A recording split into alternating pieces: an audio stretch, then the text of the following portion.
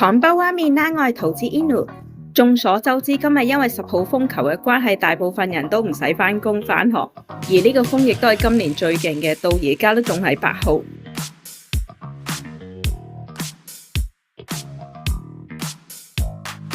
而為咗切合今日嘅環境，今日嘅萌娃娃劇場會分享圖子喺颱風之下在家嘅娛樂方式同埋五花八門嘅解悶方法。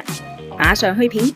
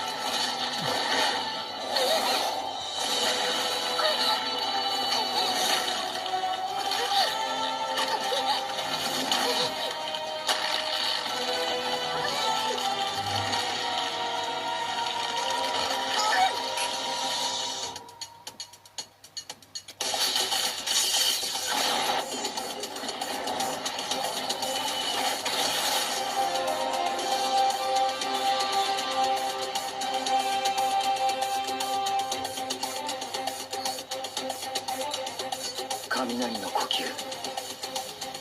の型霹靂一閃6連禰豆子ちゃんは俺が守る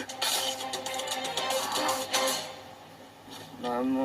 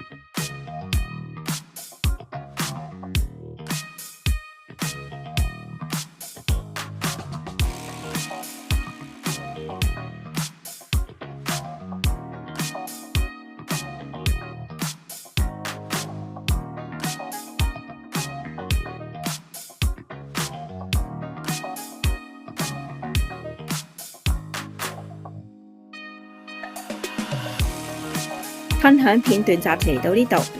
而到最後圖子想就住喺颱風期間嘅安全知識問題想分享下。圖子發覺每一年嘅颱風，儘管香港嘅天文台不斷重複、不斷呼籲、不斷警戒市民，颱風期間留在家中，不要近海邊，但係同樣係每一年都仍然有人去觀海。就我上述嘅影片分享，其實以現今社會嘅物質資源，逗留在家都可以好多活動，就好似我頭先分享我喺屋企睇《鬼滅之刃》咁樣，就算我係睇 pad 嗰一小段都感覺到緊張刺激感。對於尋求刺激呢方面，圖子都好理解嘅，因為我都係個喜歡刺激嘅影視作品嘅人。嗱，但刺激都可以有一個安全啲嘅方法，就好似睇戲咁啦。雖然圖子就唔係天文學出身，但係都奉勸各位市民同家長，喺打風嘅日子裏面，聽天文台嘅忠告就一定冇錯。今日都講多咗啦，sayonara，下次見。